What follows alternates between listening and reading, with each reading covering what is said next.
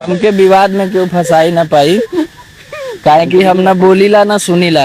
हमको छेड़िए नहीं तो हम बहुत दूसरे इंसान हैं।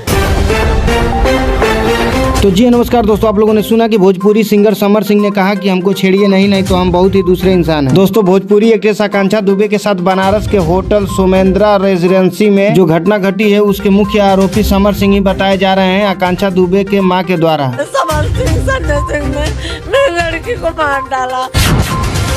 3 साल से समर सिंह मेरी लड़की को टॉर्चर करता था।